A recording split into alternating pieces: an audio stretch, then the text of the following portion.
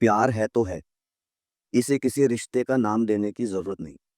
प्यार है तो है, इसे किसी रिश्ते का नाम देने की जरूरत नहीं। और मुझे तुझे प्यार करने के लिए तेरी इजाजत लेने की जरूरत नहीं। There's a term we have heard, I believe, पति परमेश्वर होता है, Yeah. right? I think it came from mythology or history. But do you think that कि if the husband is doing wrong, that pati is still the परमेश्वर? तो Ram never wanted के सीता माता से कि आप मेरे को अग्नि परीक्षा देके मुझे एज अ हस्बैंड प्रूफ करो। ही हैड ऑल फेथ कि हाँ, कि she is pure and she will be pure. Hmm. वो सिर्फ अपने किंगडम को दिखाने के लिए वो अग्नि परीक्षा हुई थी। तो जब भी हम शिव और पार्वती की बात करते हैं, we talk it as unity, एक feminine and masculine energy both, and I really believe this, and somehow I feel that part as well, that every individual, हर एक इंसान में वो दोनों energies होती है। फिर उसके बाद आया द्वापर युग, जहाँ पे हम राधा कृष्ण की बात करते हैं। वो लव था विदाउट टैग्ड लव, मतलब they don't need any tag कि हम पति पत्नी हैं या हम किसी एक टैग्ड रिलेशनशिप में है। It was pure love.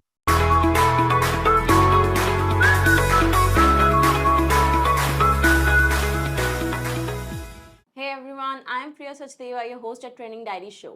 Your journey to connect with ideas, stories, experiences, and people and get a deeper understanding of the world around you starts now. आज का एपिसोड थोड़ा स्पेशल है। आज के एपिसोड में हम बात करने वाले हैं माइथोलॉजी के बारे में, हिस्ट्री के बारे में एंड माइथोलॉजी से रिलेटेड लव स्टोरीज के बारे में। शिव पार्वती, राम सीता, राधा कृष्ण, हम सब ने इनकी कहानियाँ सुनी हैं, but are they still relevant in today's generation, and what values we can learn from it. So today we have Mr. Abhishek Agarwal on the show, and we'll learn from the man himself more about it. His expertise into the mythology and a great businessman. So welcome Abhishek ji on the show. Thank you so much, Priya, for inviting me for this great podcast and the great topic we are going to discuss today. Definitely. Before we begin, अपने बारे में थोड़ा बताइए, what you do and like what interests you for the mythology. Well, I am from Delhi only, so my interest in mythology becomes, मतलब my motive behind this is people should know about it. It's like we read different stories and from Bollywood, from Hollywood, from different novels. तो हम अलग अलग चीज़ें adopt करते हैं, but why we are avoiding our own history, our own mythology? There is so much to get learn from those things. So for that perspective, I started creating videos on that, so that जो अब हमारा आने वाला youth है, they should know about the real things that happened, and they are more inspiring from the other things. हम Indians में ना हमेशा एक कॉन्फ्लिक्ट होता है कि माइथोलॉजी वर्सेस हिस्ट्री, कि generally when we define history मतलब वी से कि the things that happened in the past and I am also someone जो बिलीव करता है कि रामायण महाभारत जितनी भी वॉर्स हैं या फिर जो भी हमारा लिखा हुआ है ये सब कुछ हुआ है, एक्चुअली में हुआ है, but what's your perspective like on mythology versus history? How do we define it? All the Ramayana, Mahabharat, जितने भी हमारे scriptures हैं, what do we call it? See mythology जो वर्ड है वो इटसेल्फ इज मिथ. मिथ वो है जिसका कोई प्रमाण नहीं है.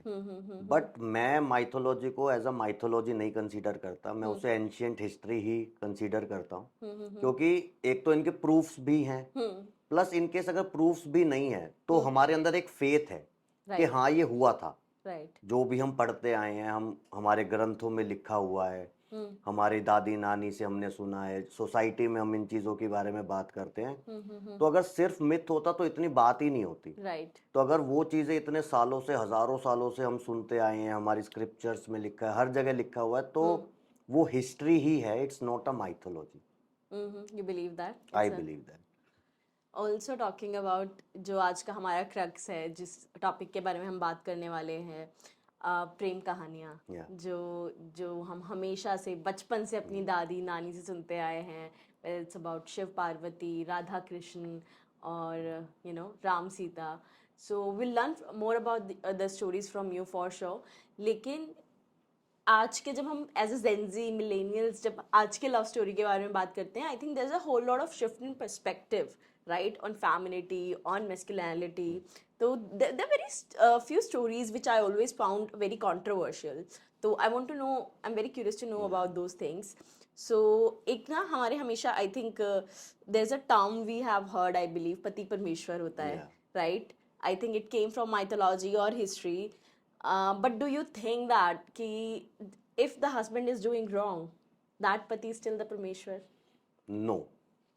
What is pati Parmeshwar? पति परमेश्वर इज के अगर आप या कोई भी अपने हस्बैंड को एज अ परमेश्वर ट्रीट कर रहे हो तो वो Parmeshwar is Parmeshwar is God, ultimate God. Ultimate God के Right. मतलब you are giving that person वो वाली डेजिग्नेशन के आप इक्विवेलेंट टू गॉड हो.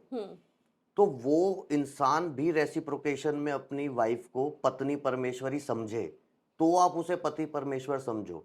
मतलब इट मीन्स कि अगर वो कुछ कर रहा है एंड इफ इट्स अनएथिकल और it's something like that then he is not a pati Parmeshwar. मतलब अगर पति परमेश्वर टर्म कोई आज की डेट में किसी को देता है तो वो भी रेसिप्रोकेशन में आपको उतनी रिस्पेक्ट दे ताकि वो रिस्पेक्ट डिजर्व करे एज अ टर्म पति परमेश्वर वाली. तो वो बहुत जरूरी है. Also there is again a very popular story where वनवास के बाद जब राम जी घर वापस आए तो it is believed and said कि उन्होंने सीता जी को अग्नि पे चलने के लिए कहा, to prove her purity. So what's your note on that? Means I think एक तरफ हम बात करते हैं it's a love, Yeah. and other time you are asking your wife to prove your purity. So what is that? सी इसके पीछे जो आपने क्वेश्चन पूछा ना ये बहुत लोगों के अंदर एक मिसकंसेप्शन है कि ऐसा क्या हुआ था. फर्स्ट ऑफ ऑल अग्नि परीक्षा बहुत सारे स्क्रिप्ट्स में तो लिखा ही नहीं हुआ कि ऐसा कुछ हुआ था. हम फिर भी माने कि चलो हुआ था. तो इट वाज नॉट कि भगवान राम को माता सीता की प्योरिटी चेक करनी थी. भगवान Ram was not only her husband, वो राजा थे. तो उस टाइम पे अगर हम राजा धर्म की बात करें ना तो राजा धर्म है जो प्रजा को संतुष्ट कर सके. मतलब his kingdom should be satisfied and must have faith on his king. तो जब वो वनवास से वापस आए तो उनकी प्रजा के अंदर एक असंतुष्टि थी, एक मेल डोमिनेंसी लगा लो कि भाई माता सीता रावण के वहां इतने महीने रहीं तो क्या शी इज स्टिल प्योर और she is not so pure.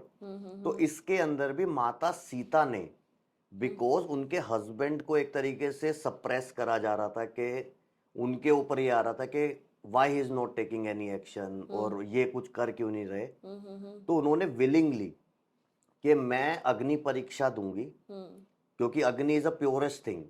तो अगर कुछ भी होगा तो मैं भस्म हो जाऊंगी अगर मैंने कुछ भी नेगेटिव या कुछ भी अनएथिकल हुआ होगा.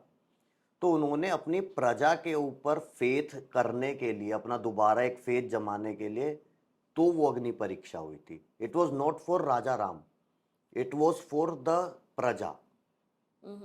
तो राम नेवर वांटेड के सीता माता से कि आप मेरे को अग्नि परीक्षा देके मुझे एज अ हस्बैंड प्रूफ करो. ही हैड ऑल फेथ कि हाँ कि she is pure and she will be pure. वो सिर्फ अपने किंगडम को दिखाने के लिए वो अग्नि परीक्षा हुई थी. Beautiful. Also, एक और कहानी है सती प्रथा की, जो कि now we know कि now it is no more, at least the urban part of the countries. So scriptures में कहीं ये mention है, because again जो हम जानते हैं वो थोड़ा बहुत reading I believe या फिर जो कहानी हमने सुनी है. तो क्या ये सती प्रथा सही में थी, एंड अगर हुई थी उस टाइम उसका क्या असेंस था, and how it is misperceived in today's generation, और अभी कुछ टाइम पहले how it was misperceived? See सती प्रथा जो है ना वो कभी से भी प्रथा नहीं थी. व्हाट इज प्रथा? प्रथा इज अ पैटर्न, पैटर्न के वो होता है. रिचुअल. सती जहाँ पे भी मेंशन्ड है हमारी, चाहे वो आप माइथोलॉजी ले लो या पुराने कल्चर ले लो, it was a self action. मतलब वो जिन भी फीमेल्स ने सती हुई वो अपने after death of her husband, it was very willing response. No one force them कि हाँ आपको सती होना है. बट विद टाइम, एज हम लोग कलयुग में है, तो विद टाइम लोग उस चीज को ना फोर्सफुली करवाने लगे कि हमारे में तो लिखा था कि हस्बैंड की डेथ के बाद सती हो जाते हैं। तो वो कहीं पे लिखा नहीं था। जो जो सती हुआ वो अपनी विलिंग से हुआ, आउट ऑफ लव हुआ। उनको था कि भाई अगर आप नहीं रहे तो मेरा कोई अब मतलब ही नहीं रहा इस दुनिया में जीने का। तो विलिंगली अग्नि के अंदर समा गए वो लोग। बट विद टाइम लोगों ने उसे मिस इंटरप्रेट करा। अगेन वही चीज है कि इन्वेडर्स ने हमारे हिस्ट्री के साथ जो भी छेड़छाड़ करी, मे बी उन्होंने कुछ ऐसा लिख दिया हो कि हाँ ये तो होना ही चाहिए, उसको लोगों ने ब्लाइंडली फॉलो करा। और ये एक बहुत ही दुख वाली चीज थी कि जो लोगों के साथ होता था आज से कुछ साल पहले तक भी होता था, और मे बी आज भी कुछ रूरल एरियाज में होता हो।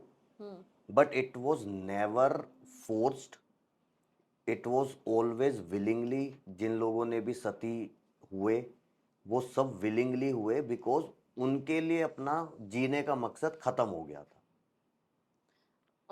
Also break down for us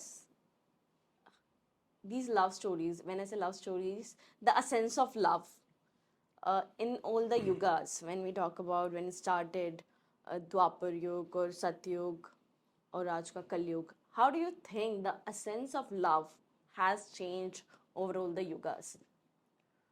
सी, अगर हम स्टार्टिंग से बात करें सतयुग की, तो सतयुग में हम बात करें अगर भगवान शिव और माता सती की लव स्टोरी की, तो वो love story is totally different. मतलब उसके अंदर अगर हम डिटेल में बात करें उसके बारे में तो वो बहुत लंबी है। मैं आपको क्रक्स दे देता हूँ। तो सतयुग के अंदर जो शिव जी और माता सती की लव स्टोरी थी, उसका मेन ये था कि दे बोथ नो कि हाँ भाई हम सोलमेट्स हैं और हमें मिलना ही है आपस में। तो कहीं ना कहीं से वो कनेक्शन बनता चला गया और दे मेट। उसके बाद हम बात करें त्रेता युग की, जहाँ पे भगवान राम और माता सीता की हम बात करते हैं, तो उसके अंदर भी माता सीता के साथ बहुत सारे इंसिडेंसेस ऐसे हुए जहाँ पे वो बैकफुट पे आ सकती थी। जैसे वनवास था, उन्हें नहीं जाने की जरूरत थी, बट वो आउट ऑफ लव गई। जब उनका अपहरण हुआ उसके बाद भगवान Ram could have back stepped कि हाँ वो चली गई, मैं नहीं ढूंढ सकता, but he did all things जो वो कर सकते थे। फिर उसके बाद आया द्वापर युग, जहाँ पे हम राधा कृष्ण की बात करते हैं। वो लव था विदाउट टैग्ड लव। मतलब they don't need any tag कि हम पति पत्नी हैं या हम किसी एक टैग्ड रिलेशनशिप में हैं। It was pure love. और अब कलयुग के अंदर आई थिंक लव की डेफिनेशन कुछ ज़्यादा ही चेंज हो गई है।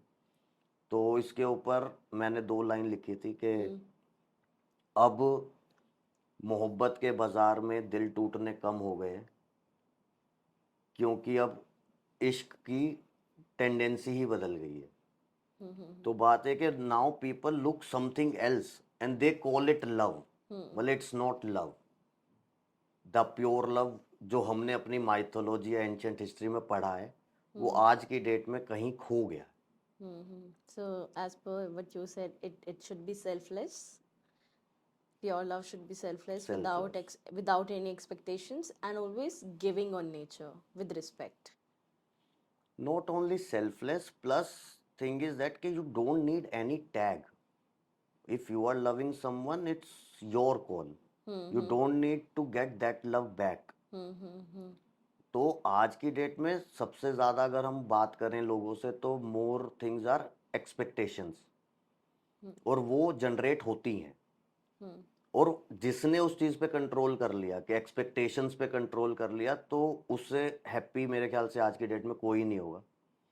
तो पहले की जितनी हम लव स्टोरीज पढ़ते हैं ना, उनमें एक्सपेक्टेशंस नहीं थी।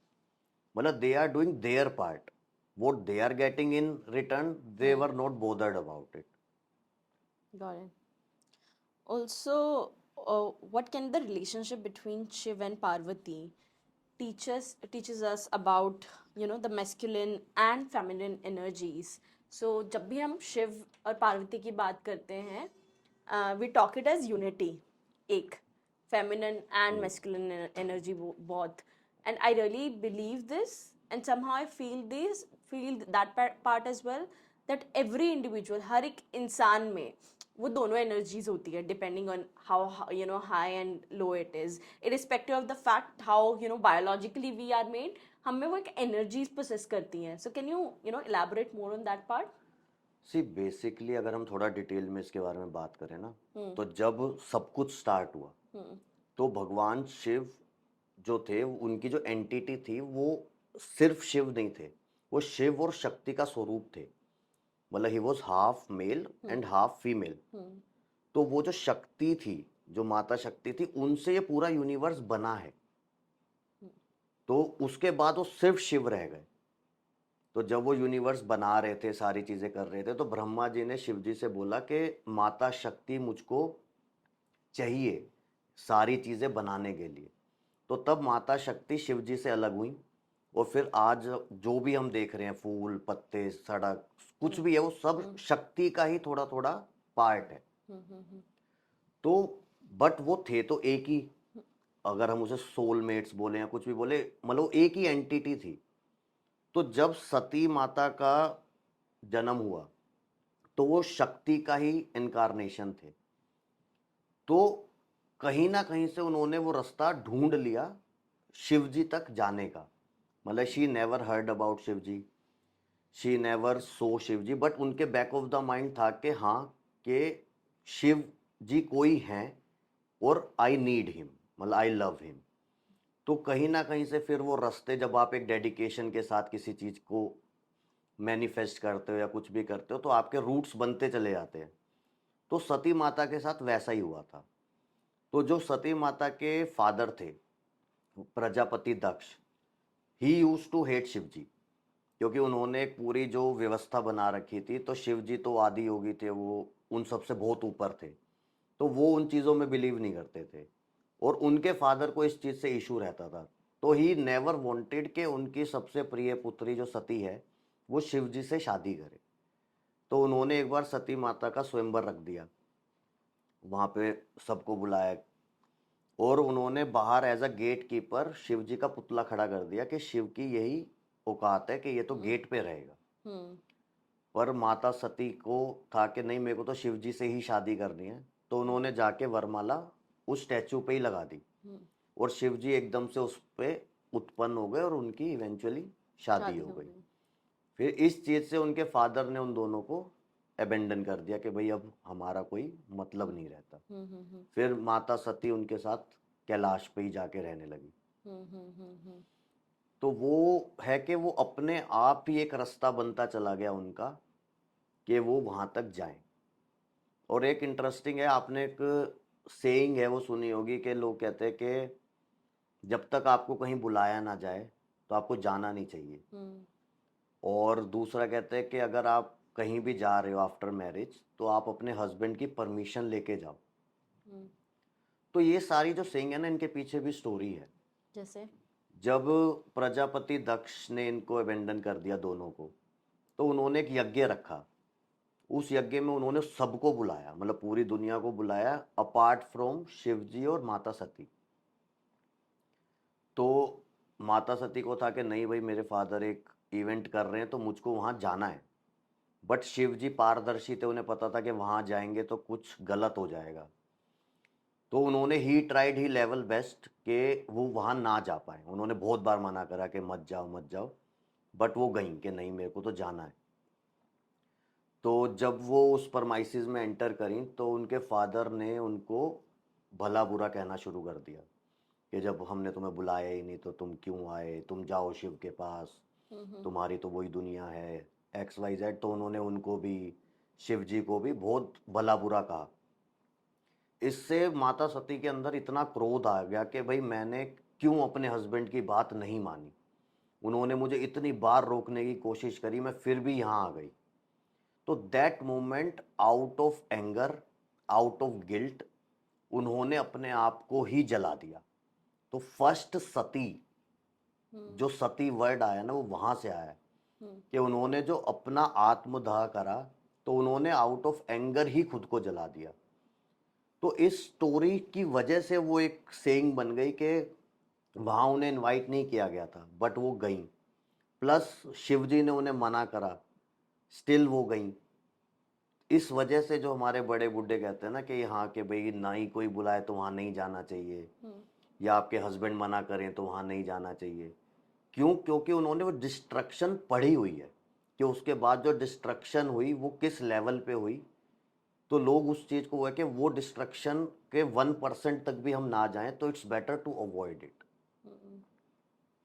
And I think again there is a I really romanticize this part in this story. Same I think जब ये जब सती जी ने अपने आप को आग में जला दिया, then there was a what we called Taंडव Shiv Tandav, dance of destruction that happened out उसके of.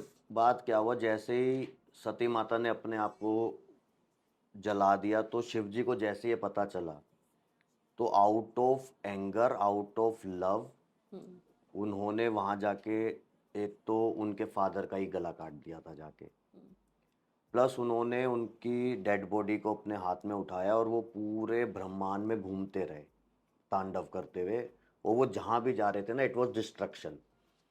तो वो बिल्कुल वो हो जाता है ना इंसान के, अगर आपके लव्ड वन को कुछ हो गया तो आपको कुछ समझ ही नहीं आ रहा, तो he was in that phase. और शिव जी के साथ ऐसा हो गया तो हम लोग तो कुछ है ही नहीं, कि अगर शिव जी उस फेज में चले गए अपनी वाइफ की डेथ देख के, तो हम लोग सोचे कि नहीं हम तो बहुत स्ट्रोंग है, तो वो हमारी बेवकूफ़ी है।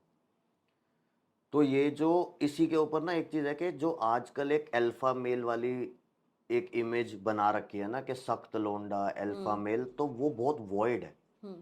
कि जब हमारे भगवान अपने लव्ड वन के लिए रो सकते हैं, पागल हो सकते हैं, तो मेल्स आज की डेट में क्यों अपने आप को ऐसे करते हैं, भाई हम तो इमोशनलेस हैं, या हम बहुत स्ट्रोंग हैं, या हम सख्त हैं, हम इमोशनल नहीं है। तो अगर आप इमोशनल नहीं हो तो आप फूल हो, क्योंकि इट इज़ नेचुरल। अगर आप किसी से प्यार करते हो, आप किसी से अटैच्ड हो और उसे कुछ हो गया, तो जब भगवान शिव तक रो गए, वो एक डिफरेंट फेज में चले गए और वो पूरे डिस्ट्रक्शन मोड में चले गए, तो हमारी तो कोई औकात ही नहीं है ना, हम अपने आप को सख्त लोंडा बोलें आज की डेट में। तो ये सिर्फ वॉइड चीज़ें हैं जो लोगों ने अडॉप्ट कर ली। True. Also, during my childhood, I've always visited Vrindavan. My chachi used to live there. So I think I've always been grown up more stories of Radha Krishna. But at the same time, we know Radha Krishna, it is one of the most popular story even in today's generation. लेकिन हमें ये भी पता है they never got married, right? So what do you think that this a sense of being in love and still not getting married, it still exists, and what's that? Actually बहुत सारी scripts And I also में, don't know the reason behind why they never get married, so I would love to because listen the story. See there is a thing कि राधा कृष्ण की जो love story है, they never wanted to get married, to set an example कि love is not marriage. कि आप उस चीज़ को कंफ्यूज ही मत करो। If you are loving someone is a different thing, and if you are getting married to someone is a different thing. It's not like you should not love your spouse, but love is a totally different thing. अगर आप किसी से प्यार करते हो तो it's beyond marriage. तो राधा कृष्ण का सबसे बड़ा जो मैसेज है ना वो यही है कि if you are in love with someone, तो getting married is not the final thing you can do with that person. आप साथ ना रह के भी एक अपना प्यार जो अमर करा है, मतलब आज भी हम हर जगह देखें तो राधा कृष्ण है, हर मंदिर में हर जगह पे राधा कृष्ण का ही नाम लिया जाता है। कहीं पे भी कृष्ण जी या उनकी वाइफ्स जो थी उनमें से किसी का नाम नहीं लिया जाता। ही हैड 8 वाइफ्स, तो किसी का भी नाम नहीं लिया जाता। तो उन्होंने अपना जो लव बॉन्ड था ना वो अमर कर दिया। मतलब it was very selfless, it was very devotee, बहुत ज़्यादा एक्सट्रीम लेवल पे उनका था कि उससे ऊपर कुछ नहीं हो सकता। इसके अंदर मैं आपको एक छोटी सी स्टोरी बताऊंगा कि love is all about sacrifice. तो अगर हम भगवान कृष्ण को इमेजिन करते हैं तो आप क्या क्या उनके मतलब उसमें देखोगे, क्या देखोगे आप? अगर भगवान मतलब कृष्ण उनकी मतलब अगर हम उनकी सिर्फ प्रेजेंस आप इमेजिन करो, उनकी मूर्ति देखो या उनकी फ़ोटो देखो, तो क्या क्या चीज़ आप उसमें नोट करते हो? बांसुरी, फर्स्ट आपने बांसुरी बोला ना, मुखट, हाँ. क्यों? क्योंकि वो उनको सबसे प्रिय थी। हाँ. मतलब Means वो प्रिय थी and this is the most unique thing I think. Like मुकुट हम राम जी पे भी देखते हैं. मतलब वैसे कृष्ण डिफाइंस बांसुरी, बांसुरी. बांसुरी डिफाइंस कृष्ण। Right.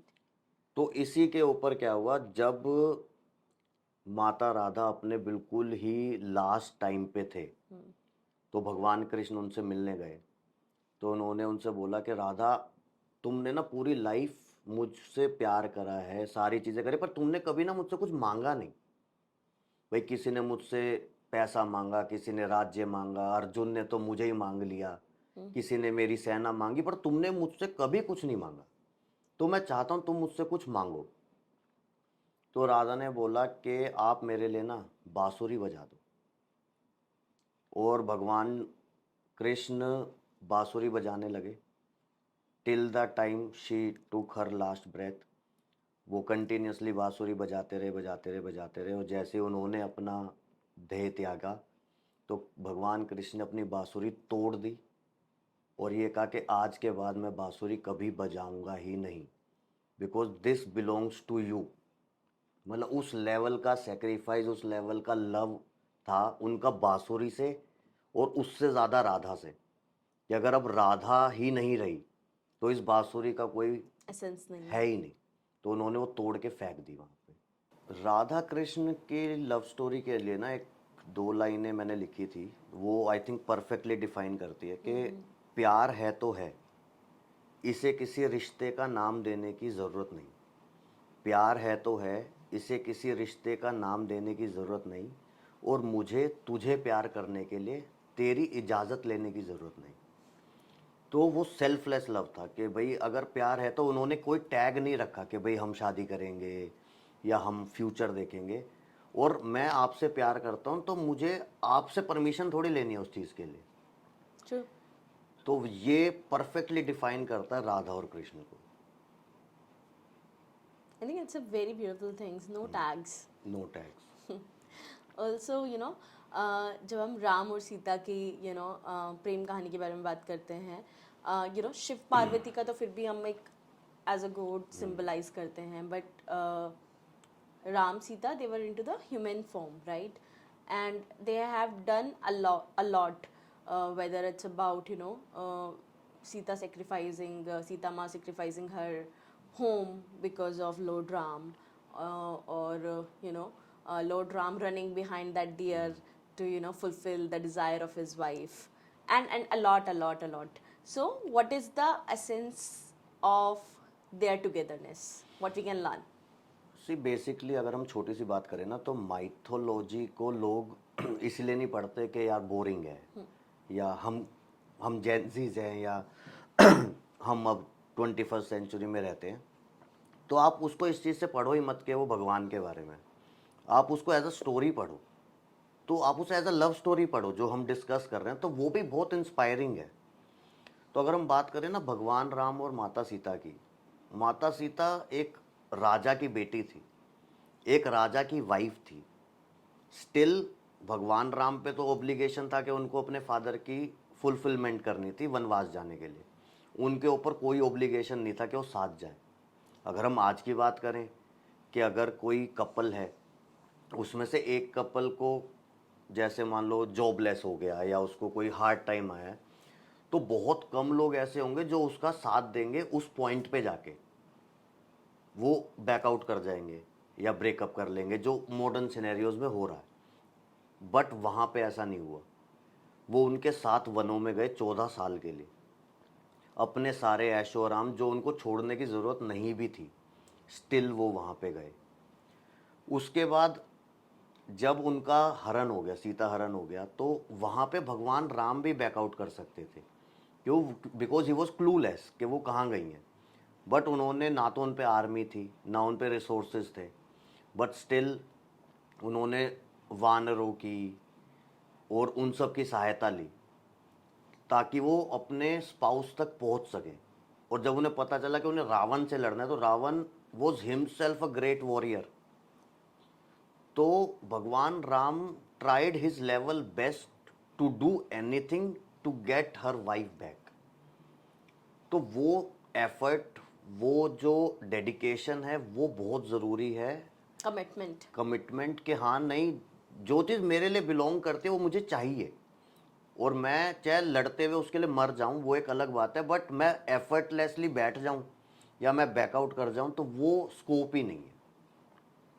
तो वो चीज़ अगर हम आज की जनरेशन अडॉप्ट करती है तो आई गेस वो लव जो उनका है वो बहुत आगे तक ग्रो कर जाएगा। There would be more successful marriages. या again, marriage is not love. True. Also talking about, there is always a conflict topic about arranged marriage versus love marriage.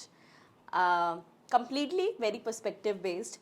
Just want to know from your perspective, what do you think, which is better, or which turned out to be more successful according to you? We are not going with data or anything, just a perspective. See, marriage is itself a gambling. क्योंकि love marriage हो या arrange marriage हो, मैंने love marriages भी successful भी देखी हैं और अनसक्सेसफुल भी देखी हैं। Same goes with arrange marriages. क्योंकि लव मैरिज में भी क्या होता है कि उससे पहले यू आर ऑन फोन, आप एक कनेक्शन में होते हो, आप सारी चीज़ें करते हो, but when you start living together तो एक डिफरेंट सिनेरियोज होते हैं। सेम अरेंज मैरिज में होता है कि आप लोग नहीं जानते एक दूसरे को, बट जब शादी हो जाती है तो आप साथ रहते हो। तो इट टोटली डिपेंड्स कि जो दो एंटिटी हैं, लड़का और लड़की, चाहे वो अरेंज्ड हैं या वो लव है, वो साथ में जब सिचुएशंस उनके पास आती हैं तो उन सिचुएशंस को वो कैसे हैंडल करते हैं, कितनी उनमें अंडरस्टैंडिंग है, कितना उनको एक दूसरे पे भरोसा है उन सिचुएशंस को लड़ने का। तो वो एक सक्सेसफुल रिलेशनशिप को डिफाइन करता है, नॉट मैरिज, सक्सेसफुल रिलेशनशिप। तो अगर वो चीज़ अंडरस्टैंड हो गई आज की डेट में तो they are very lucky. Beautiful. Also, there's one thing I'm always curious to know. जब भी हम divorce की बात करते हैं, which is very common, like today, every house, like every third house I know, they are into that. Um, so, divorce से पहले, what do you think that the time couples have stayed, uh, who cannot live with each other, who can do anything, for them, and then suddenly there's a phase come where they even don't want to see each other. Divorce happens, they're separated, and everything is around. The period before divorce is love, and the period after divorce is not love.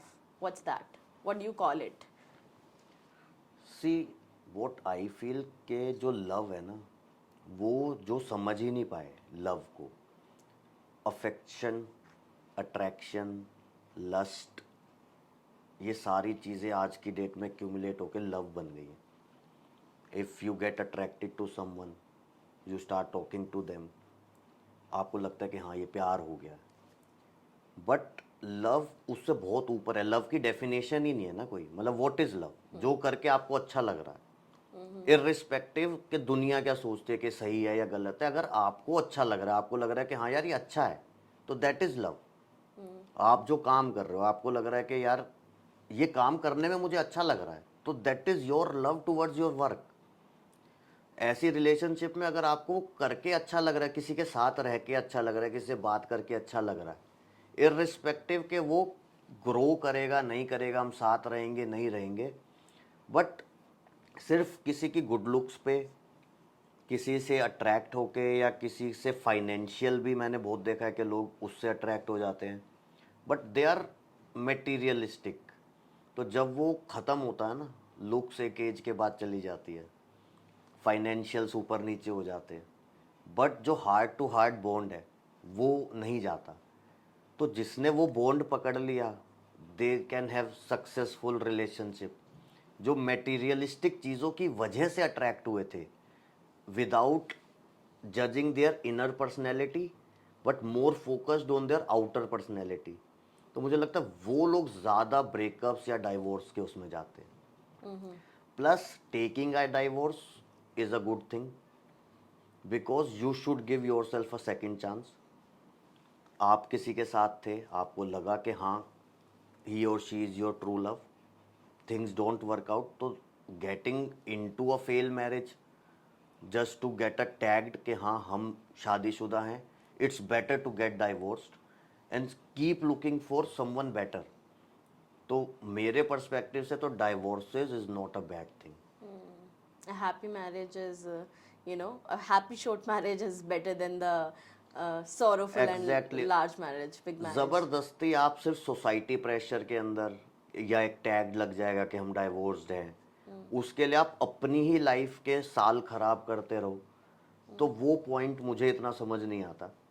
तो it's better कि get out of it and start moving on and look something better. और जो आपका soulmate होगा वो eventually आपको कहीं ना कहीं मिल जाएगा. Beautiful. जैसे अगर हम बात करें ना माता सती की या माता पार्वती की, माता पार्वती तो सती का भी दूसरा जन्म था. जब सती माता की डेथ के बाद भगवान शिव बिल्कुल ही मेडिटेशन में चले गए. फिर एक जन्म बाद जब पार्वती माता का जन्म हुआ, वो उस एज में आई, तो इवेंचुअली वो लोग मिल गए ना. तो हम आज भी तो मिल सकते हैं भाई. आपको मे बी राइट सोलमेट नहीं मिला उस टाइम पे, आपने शादी करी, आप रिलेशनशिप में आए, आपका ब्रेकअप हुआ, आपका डाइवोर्स हुआ, but you should keep looking for it and eventually धीरे धीरे कहीं ना कहीं आपका वो कनेक्शन बन जाएगा. तो अपने आप को बिल्कुल वो कर लेना नहीं कि हमसे गलती हो गई या हमने रॉन्ग डिसीजन लिया, पर कोई बात नहीं, ज़िंदगी है, चलती रहेगी, तो वो you are not doing good for your self. True. With that said, Abhishek ji, there's a one thing that I'm always curious to know from my guest. What is the one trend you would like to see more evolving? What is the one trend you'd like to see more embrace? So when I say a trend, anything that can be related to your personal or to the theme of this podcast, which is about love stories, anything. What do you think? See, what I think, talking about things is a very good thing. Most of the people don't converse, they keep things to themselves. और things के podcast या बात करना is very necessary for mental health, for describing your self. तो जितना लोग बात करेंगे ना, उतना बेटर सोसाइटी होगी, उतना बेटर आप खुद होगे. So I just want to say our audience, keep talking. Keep talking, Keep keep talking. expressing. Yeah. Thank you so much. It was a lovely Same conversation here. with you. Thank you. Same here. Thank you.